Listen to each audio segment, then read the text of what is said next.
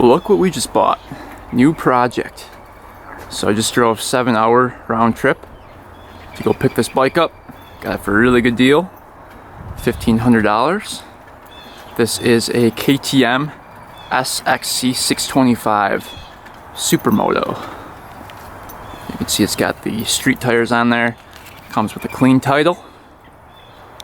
And this is a project bike. So the seller said he owned it for a couple years. He said that he put it away in storage, and he said basically it starts up and then dies instantly. So he doesn't know what's going on. He thinks it's possibly a carb cleaning it needs, which that would be really lucky if that's all it needed, but we're gonna find out today.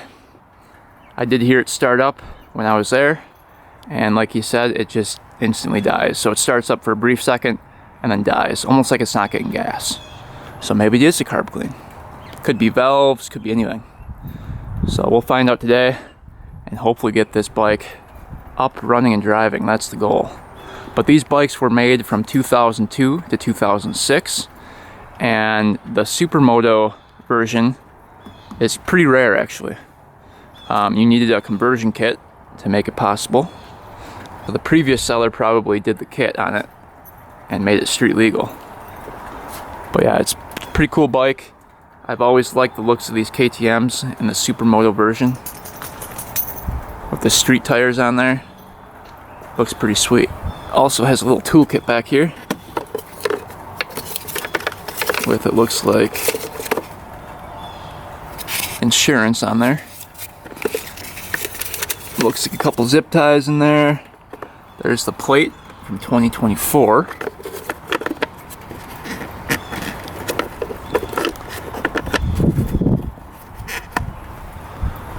So we'll see what's going on with it today. We also got this four-wheeler with the bike. So we'll tear into that, a different video. But it looks like Vinny's pretty interested in the bike. What do you think, bud? Think it only needs a carb clean? You like the bike, buddy? I don't know. So let's get out the truck. This thing's really in there. We had to really squeeze it in with the four-wheeler in the back. So should be fun getting off the truck. All right, this is gonna be fun.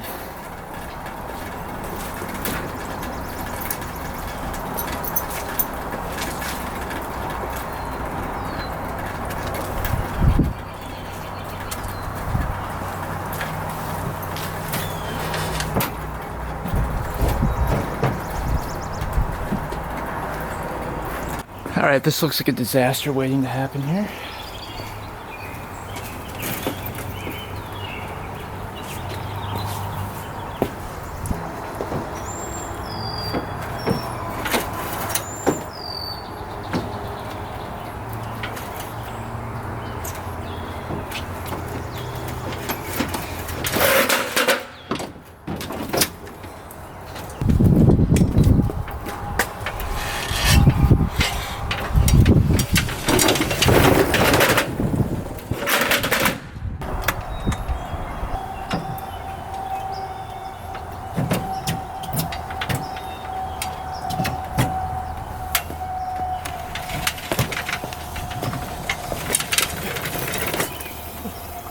Alright, we're never doing that again. That was packed too full. Getting those two in a 5.5 foot bed, not easy. Alright, so here it is, a little walk around. Thing's pretty cool looking.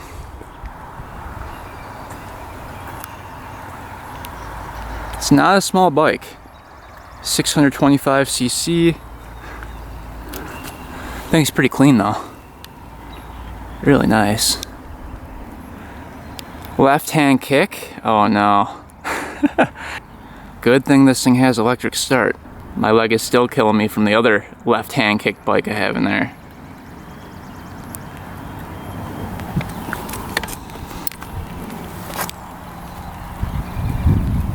Looks like it's got the stock muffler on there. Looks to be in very good condition. It's got mirrors on there. Speedo. Trick Dual Sport. hydraulic clutch, turn signals, horn. So let's start working on it, see what we find. All right, we finally got the beast in the garage. That was not easy getting that off the truck. What a pain in the butt. So let's just turn it on and see what happens.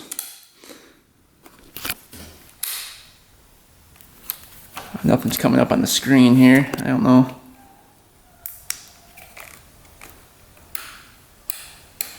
There we go, there's some lights. Oh, it's got a little light up kit down there too. That's funny. So all the lights come on right there. Not sure what that is. That's just the headlight.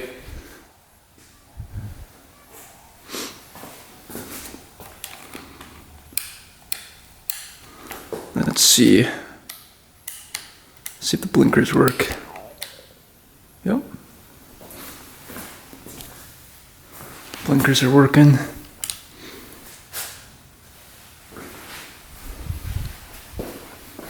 The rear ones do not appear to be working. High and low. Yep. Cool. So it looks like all the lights are working except for the rear blinker. Let's see, how do you turn this thing on?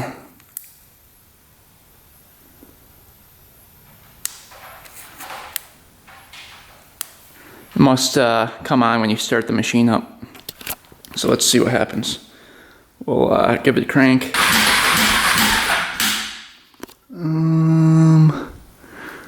Is there a choke on here? Here's the choke. Looks like it was on choke already. Turn the gas to on. Let's see.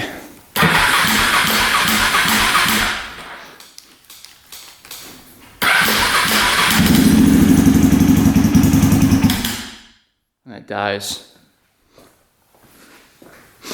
I didn't see the screen come on.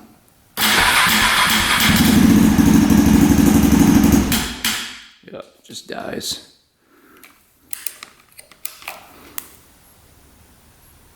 Alright, so that's weird. This gauge was working when I bought it, so we'll have to dig into that and see what's going on. Maybe a wire pulled loose when we were unloading the bike. So we'll look into that a little bit later. But let's start digging into it, see what we find.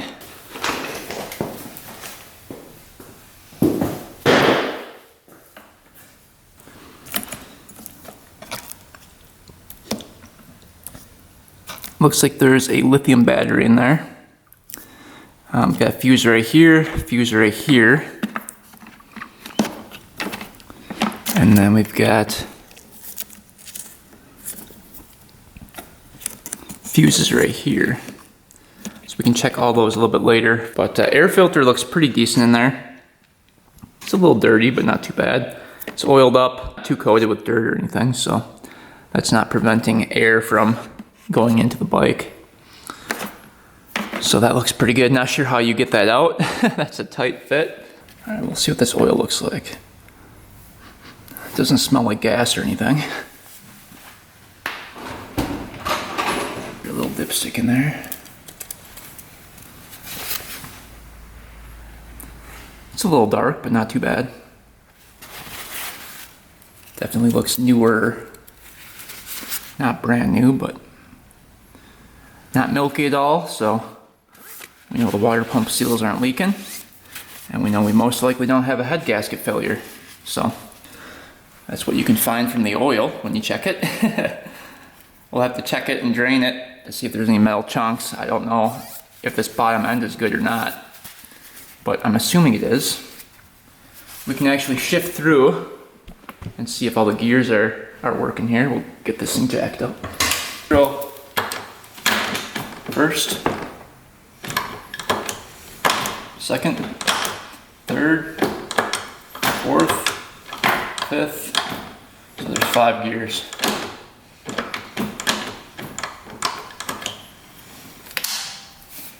All right, shifts through all the gears smoothly. All right, coolant check. See if there's anything in here. And that's pretty much topped off, you can see. We've got the pink coolant in there. I guess what we're gonna do is see what the gas looks like. Maybe there's water in the gas. There is a little gas cap right here. You can also check the vent and make sure it's vented.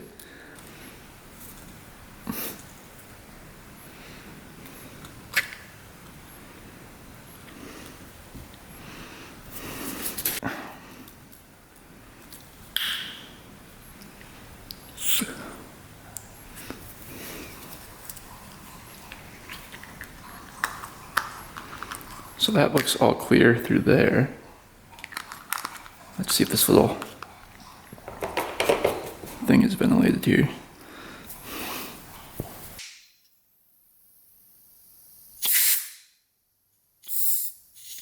Yep. You can hear that little pressure valve go.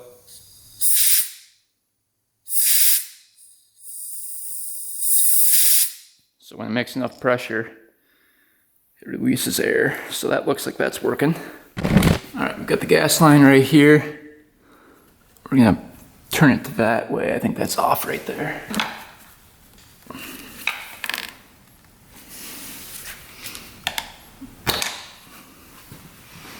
All right, maybe there's just no gas in the tank.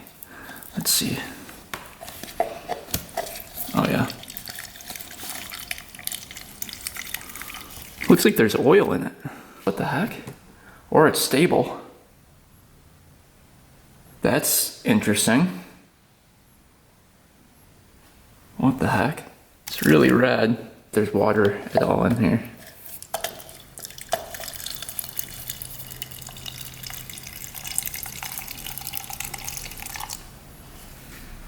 All right, let's see if there's any water.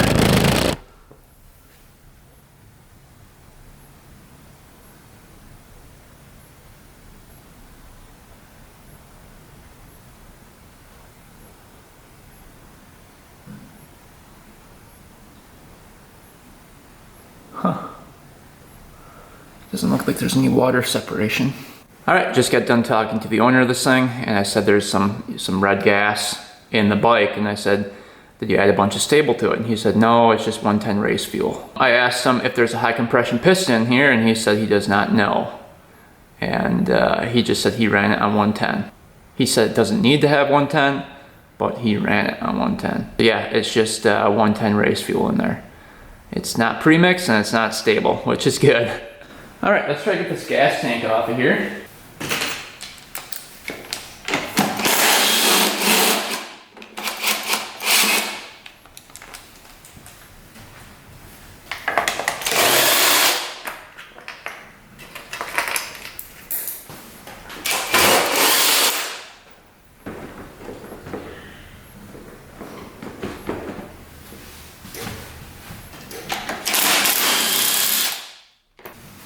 Should come off now.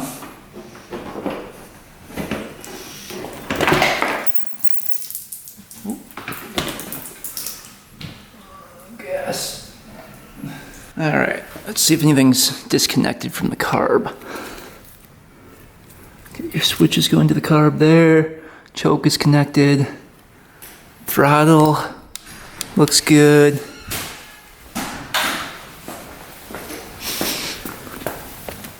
We've got two wires coming out right here. Not sure what those are for. That one's connected. These are connected into there. So it's just these two. We've got black, yellow, red and black, and a yellow.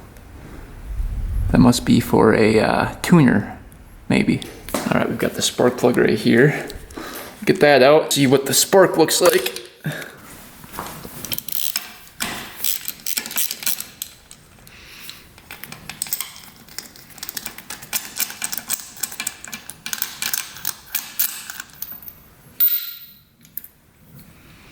It's pretty black. Might be getting too much fuel. See what that spark looks like.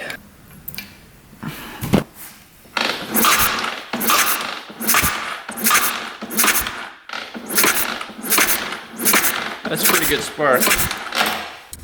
All right, we just got the spark plug tester. We're gonna test out the plug that was on the KTM.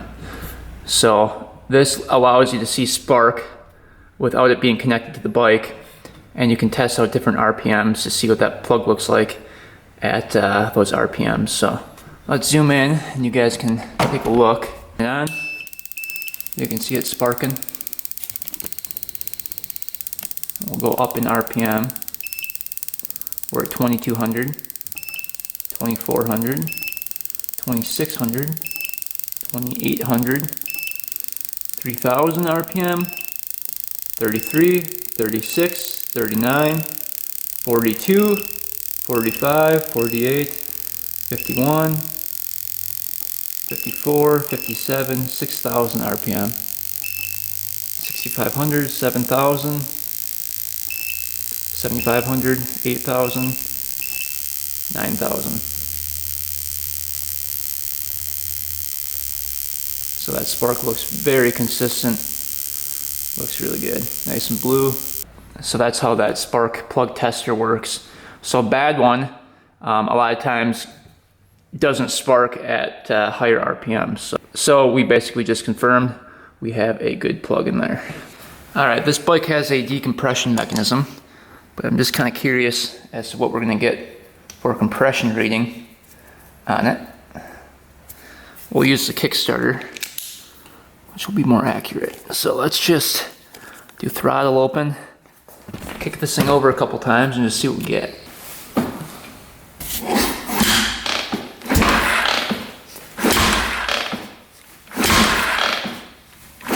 Kicks over pretty smooth.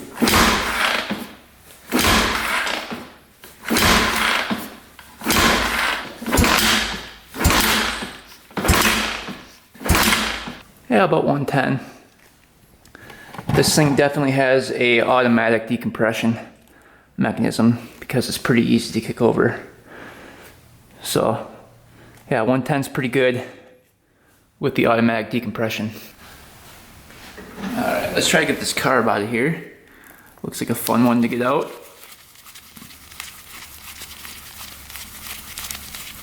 Looks like it's in there pretty good.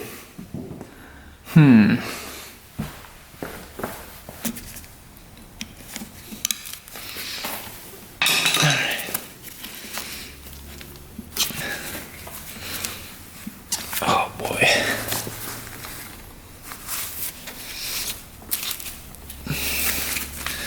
Yeah, it's gonna be a fun one. I think you can take off a subframe. I think we can maybe go from the top and pull it out through the top, is what I'm thinking. Possibly. So throttle cables have to come off, and then all the plugins for the carb have to come out. All right, we're dropping down the subframe.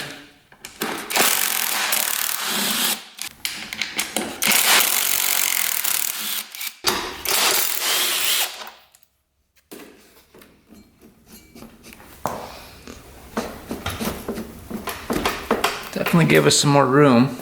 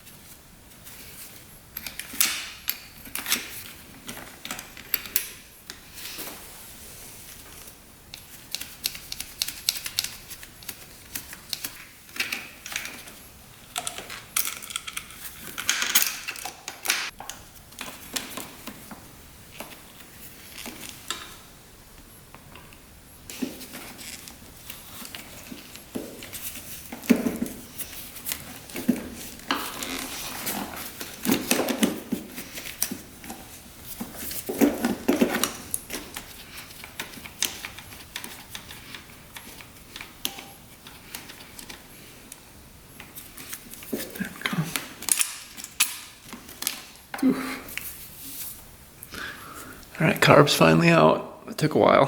So this carburetor actually has a diaphragm that moves up and down the slide. So that feels pretty good. Right there, you can see the slide coming back down. So let's start with the bowl first, kind of go from there. There was a bunch of gas in the carb, so it was definitely getting gas to the carb.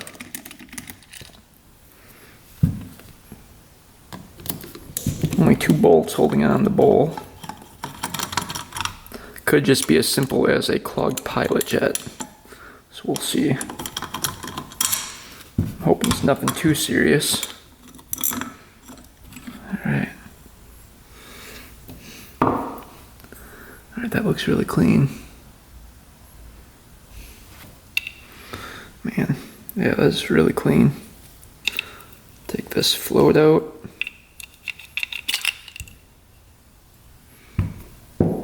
See, float looks good. Needle fell out of there.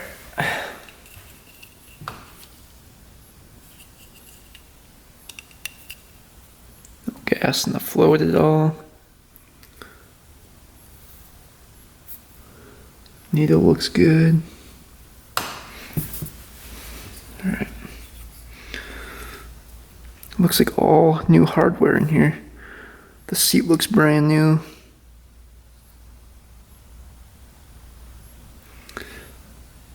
Running a 156 main. Get that out.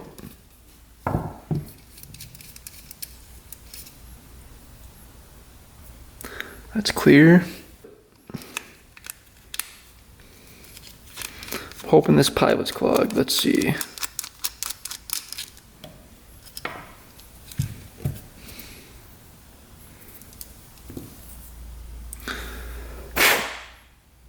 Nope, that was clear. That's not good. Running a 45 pilot. And it was really clear. But let's see how many turns on the fuel screw. So we're 1, 2. So that seems accurate as well. Maybe it's not a carburetor problem.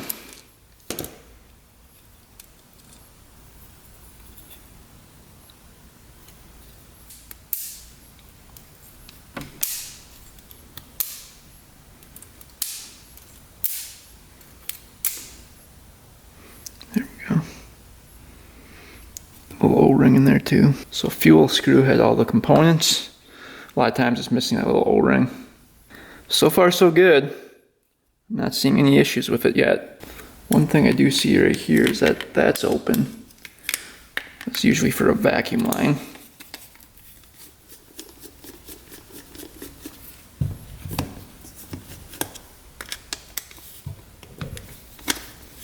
Maybe the diaphragm's junk.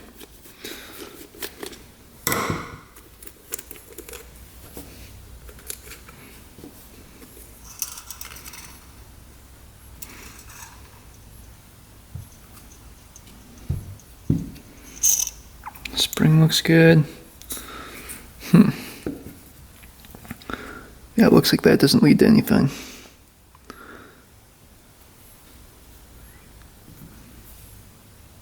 See, that's just blocked off. So that wouldn't matter either. See, that's just capped off there. Diaphragm feels really good. Check this thing over for rips or tears. Pinholes.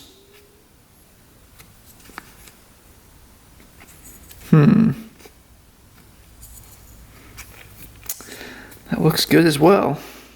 So that is not great. Check out our needle. That looks good.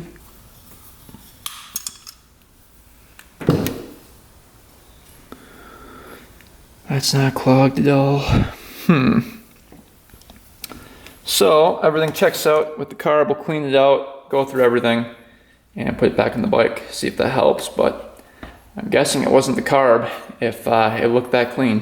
All right, carburetor's all back on. Let's hook up the gas tank and see if that fixed our problem. Maybe a passageway was just clogged up a little bit. All right, we're gonna choke it.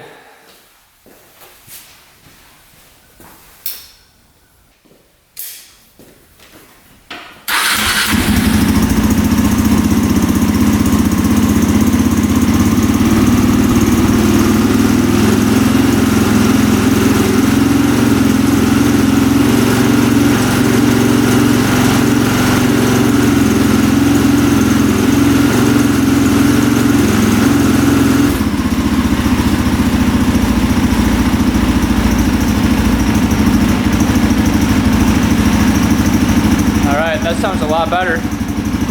Let's see what happens when we hit the throttle. We'll let this thing warm up for a little bit.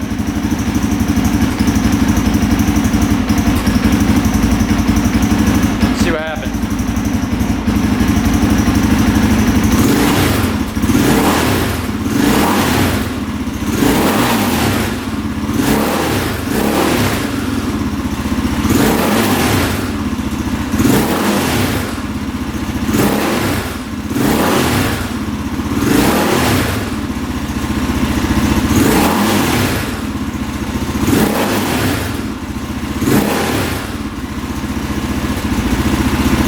Oh yeah, sounds pretty good.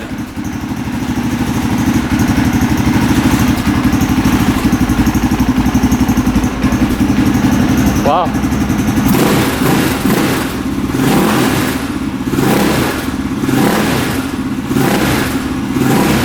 Very responsive, doesn't bog down.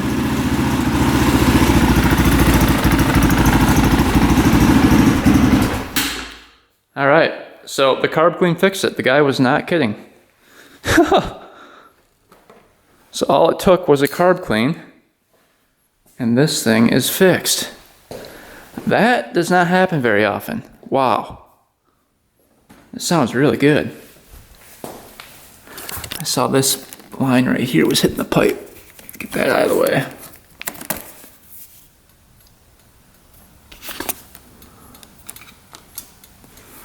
Wow. Simple carb clean. Fix this bike. I thought for sure it would be valves or something like that, but it's not. I don't hear any knocking, no weird sounds. We're gonna put the camera right by the engine so you guys can hear, but I think it sounds good.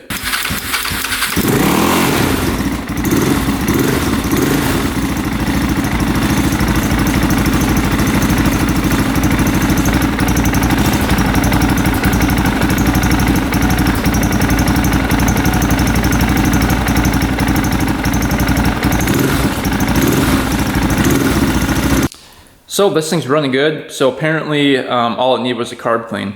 So something must have been clogged in the passageways. Maybe I blew through the pilot jet and it cleared it out. I'm not really sure, but it's running great now. I want to check the valves quick just to make sure they're perfect before we take it for the first ride. I think we're just going to check the intake valves. If we can get the exhaust valves off, we'll check those too. But yeah, typically the intake valves are the ones that get tight. All right, break these free. These have crush washers on them. Don't want to lose those.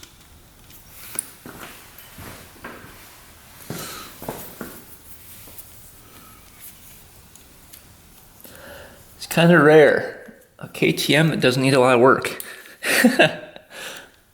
Typically these bikes are always broken. All right, now this can come off. There is a gasket. You want to break that. Try to. All right.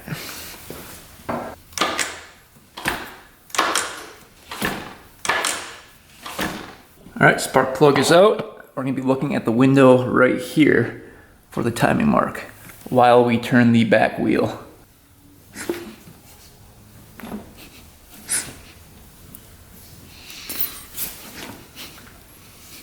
You can kind of feel the intake valves.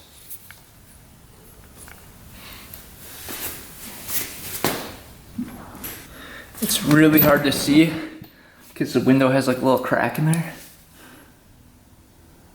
But you can see a line where the timing mark is. It's really hard to see.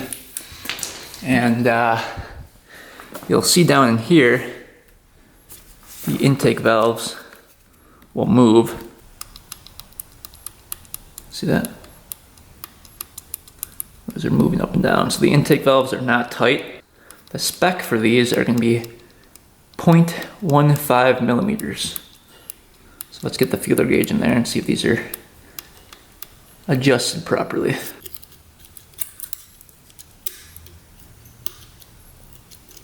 Yep, that one just slides in. Next one, a little hard to get to.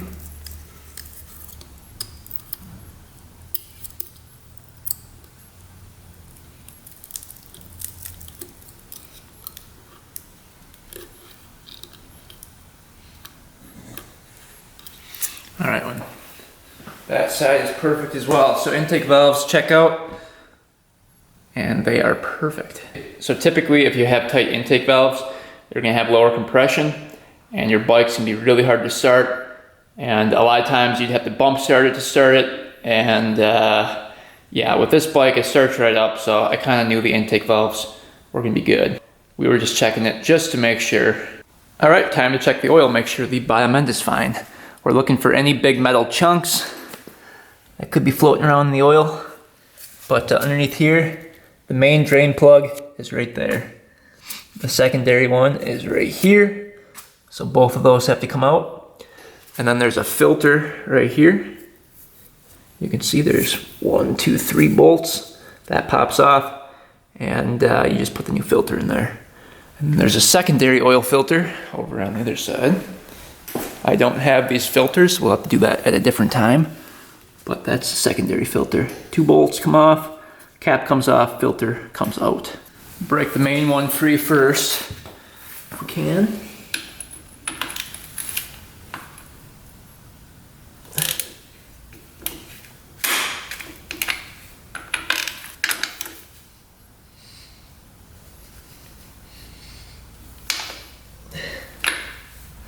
That's tight.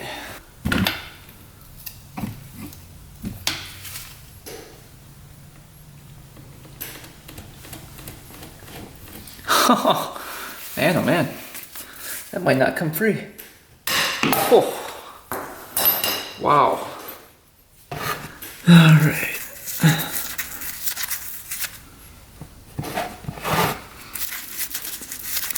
Not sure why that was on there so tight. There's gonna be a filter too.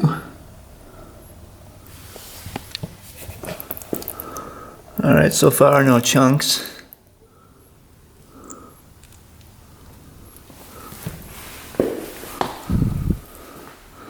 Ooh, I do see some metal flakes in there. That's not good.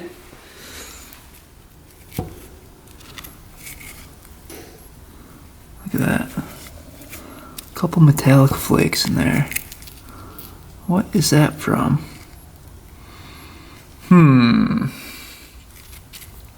I don't like that. I wonder if the bottom end is junk. That would suck. Hopefully we don't have gears that are grinding in there. So a couple small metallic flakes on there. Hopefully it's nothing serious. We will see. We're gonna clean that filter out. All right, next one coming out. It's a 13 millimeter.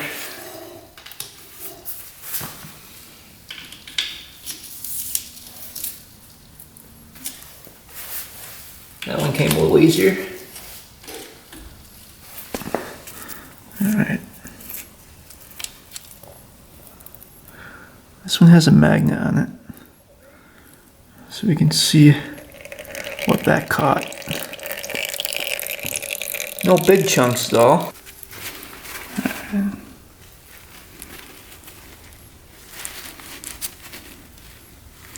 Yeah, nothing too crazy.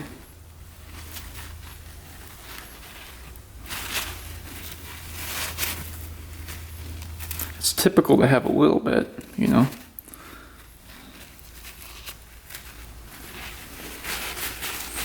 Yeah, nothing too bad.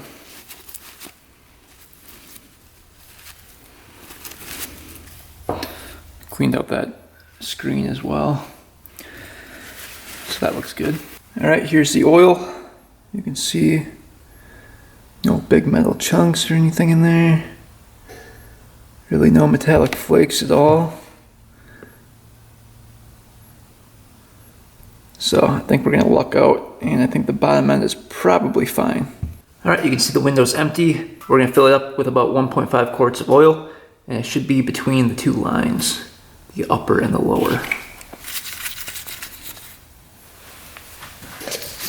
Just using some 10W40 wet clutch oil.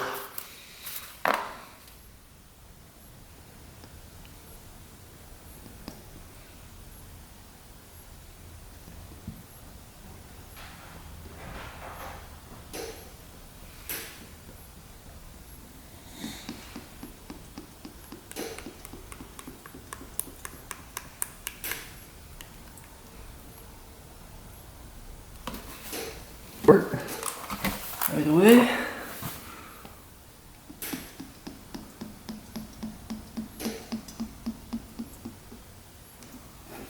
Let's see where we're at. A little bit more.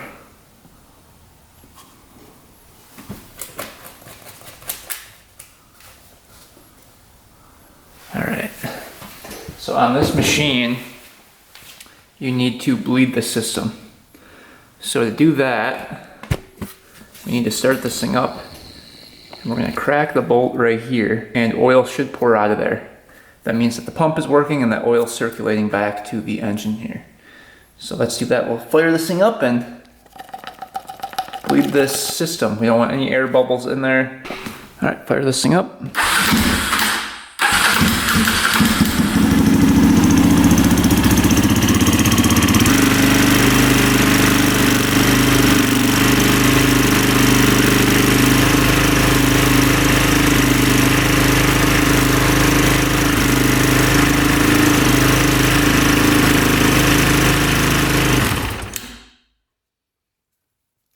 You can see the oil pumping through. Blood it for a little bit, just to make sure no air was in there. We're at the upper mark right now, which is fine. It'll probably settle down to about right there, so we should be good. All right, so the gauge is not working. You can see, and it was before when I first bought this thing. So I'm not sure what's going on. We're gonna check that out, try to diagnose that. I'd like to see how many miles are on here. I forgot what it said in the picture, and the guy deleted the ad, so let's try to fix that. I think that just comes off like that. Yeah.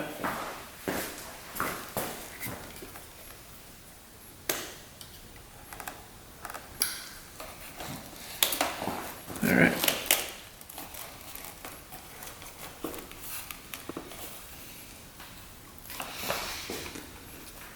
So we're looking for the main wire that goes in.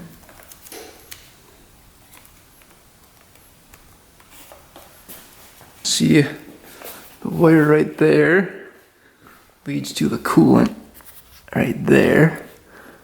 So it does monitor the temp. Let's see.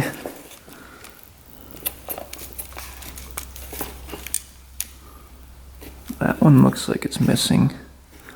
I wonder if that's, aha. I think that's our problem right there. That one pulled out of there. So let's reconnect that, see if that solves the problem.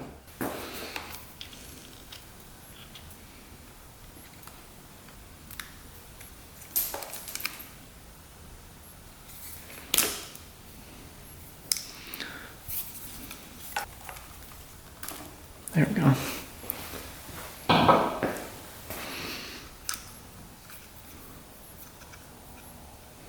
Oh, I can see the gauge lighting up already.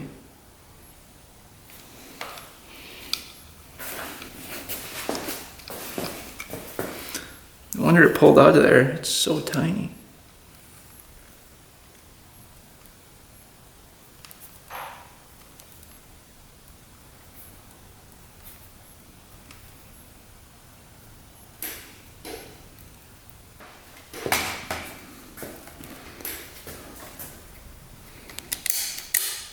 I don't think there's a way to turn it off though. That's the problem.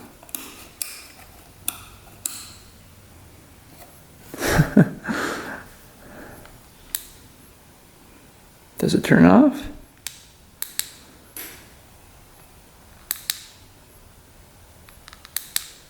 Looks like it reset maybe. But we've got speed, distance, temperature. I believe that's battery. I guess we can fire it up and just see what happens.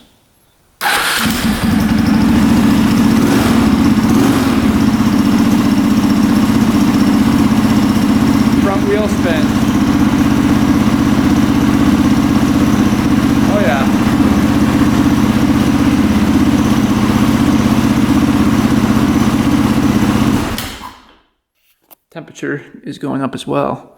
But I'm not sure how that shuts off. All right, looks like that eventually turns off. And you can just turn it on by pressing the mode button like that. So, drain our battery, which is good. All right, this bike is all fixed up. Let's go take it for a test drive and see if it moves. Hopefully we don't have any bottom end problems here.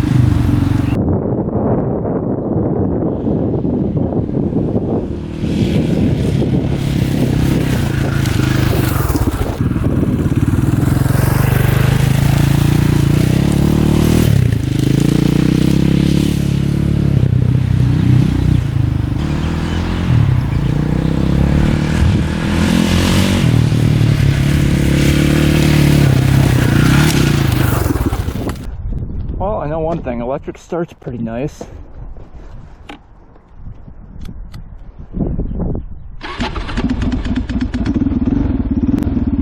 We're at 107 degrees.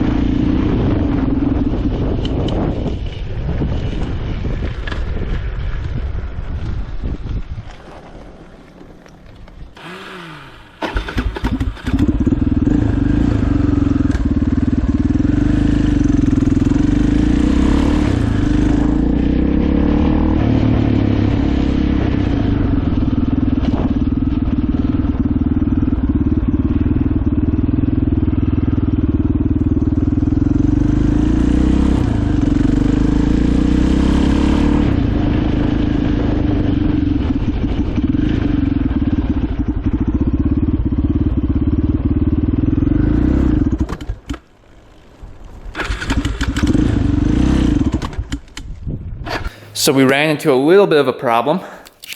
The gas tank was spilling gas all over. You can see some of the remnants of that. So I took off this plug and I ended up having to cut a couple of bigger holes in the gas cap, and now it's not doing it. So for some reason it was building up pressure in here and it wasn't releasing, so it was blowing it out the sides here. So we're getting rid of this cap. I think that's just broken in there and wasn't releasing pressure at the right time. So we fixed that problem and now it's not doing that. It was also stalling out randomly because of that. So I think it was running out of gas at high RPMs because the gas tank was getting pressurized and not letting gas flow through the carb. So that was that fix, and it kind of fixed itself because it was pouring gas out. I realized it wasn't venting properly. So if your bike is doing that, check that vent cap. Make sure your gas tank's venting properly. But other than that, it's running great now. I'm gonna take it for one more ride, make sure, and this thing should be good to go.